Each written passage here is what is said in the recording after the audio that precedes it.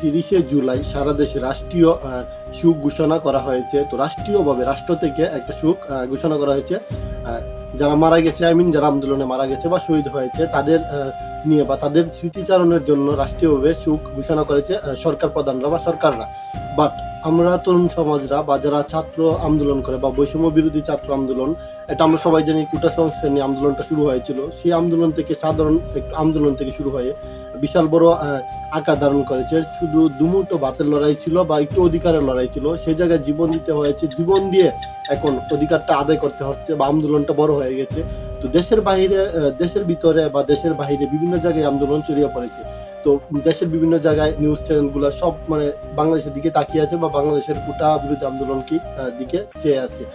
But সেই প্রেক্ষিতে সরকার দলীয় বা সরকাররা ঘোষণা দিয়েছে 30শে জুলাই সরকার বা রাষ্ট্রীয় শোক ঘোষণা করেছে।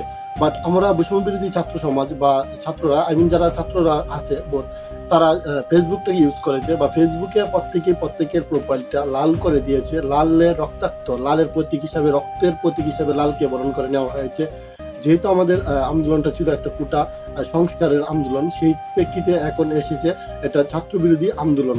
হ্যাঁ, ছাত্র বৈষম্য বিরোধী ছাত্র আন্দোলনের নাম নিয়েছে। আর সেটা হচ্ছে রক্ত দিয়ে বা প্রাণ দিয়ে, জীবন দিয়ে এখন আন্দোলন করতে হচ্ছে। শুধু আন্দোলনটা এখন ছাত্রদের মাঝে নেই বা ছাত্ররা আন্দোলনটা করতেছে না, ছাত্রদের বাহিরে বা দেশের প্রকৃতপক্ষে যারা দেশপ্রেমী, যারা বুঝে, যাদের মস্তিষ্ক কাজ করে, যারা বুঝতে পারে যে এটা ন্যায় বা এটা অন্যায়, ঠিক তারাই তাদের প্রোফাইলটা লাল করেছে বা তারা লাল প্রোফাইল করে রক্তাক্ত মানুষদেরকে বা রক্তাক্ত শহীদদেরকে স্মরণ করেছে। তো জাতীয় শোকের আমরা জানি যে শোক দিবস পালন করা হয় কালো পোশাকে বা কালো কিছু দিয়ে শোক দিবস পালিত হয়। বাট আমরা ছাত্র সমাজ বা আমরা সবাই শোকটাকে পালন করেছি রক্তাক্ত দিয়ে বা লাল দিয়ে। হ্যাঁ, আমরা সবাই জানি যে প্রোফাইলে বা বিভিন্ন রকমের ছবি অ্যাড করতেছে সবাই রক্তাক্ত, মুখে লাল কাপড় বেঁধে, চোখে লাল কাপড় বেঁধে রক্তাক্ত প্রোফাইল পিক দিতেছে, অনেকে অনেক রকম ভাবে শেয়ার করতেছে বিষয়টা। তো এটা হচ্ছে যার মস্তিষ্ক কাজ করবে বা মস্তিষ্ক ঠিক থাকবে, সে কখনো এটাকে এড়িয়ে যেতে পারবে না বা তার প্রোফাইলটা বা সে ফেসবুকে প্রচার করা থেকে বিরত থাকতে পারবে না। হ্যাঁ, থাকতে পারবে কিছু মানুষ যারা কিনা এগুলো বুঝে না বা যারা চায় না যে এগুলো আমাদের হোক বা অধিকারটা আদায় করি আমরা। দেন ছাত্ররা প্রাণ দিতেছে বা ছাত্ররা শহীদ হচ্ছে। তারা যে শহীদ হচ্ছে, শুধু তারা দেশ থেকে হারিয়ে যাচ্ছে না, তারা কৃতি সন্তান হয়ে দেশে রয়ে যাচ্ছে যাদের মস্তিষ্ক কাজ করে তাদের মাধ্যমে। হ্যাঁ, তো তারা শুধু নিজেদের জন্য লড়াই করতেছে না, তারা ভবিষ্যৎ প্রজন্মের জন্য লড়াই করতেছে বা ভবিষ্যতে সুন্দর একটা দিনের জন্য লড়াই করতেছে।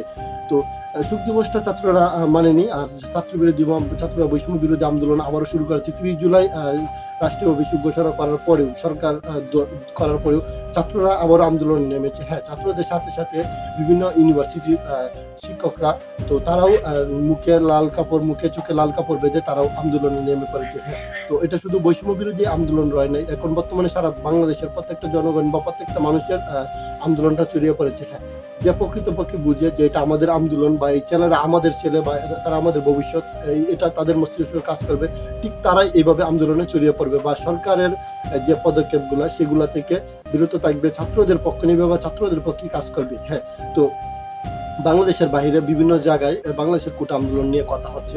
তো বিষয়টা হচ্ছে এরকম যে ফেসবুকের যে প্রোফাইলটা, আমাদের বাংলাদেশ সার্ভারের যে ফেসবুক রয়েছে, সেই ফেসবুকের প্রোফাইলে 100-র মাঝে 90টা প্রোফাইলই রক্তাক্ত লালে। হ্যাঁ, বাকি 10% হচ্ছে যে তারা কিরকম ভাবে আছে তারা নিজেরা বুঝতে পারতেছে না বা মস্তিষ্ক কাজ করে এরকম লোক। তারা সবাই প্রোফাইল লাল করেছে বা রক্তের প্রতীক হিসাবে লাল প্রোফাইল দিয়েছে। হ্যাঁ, আমরা সাধারণ একটা কোটা আন্দোলন শুরু করেছিলাম, শুধু সংস্কারের বিষয় বা দুমুটো ভাতের জন্য লড়াইয়ে নেমেছিলাম।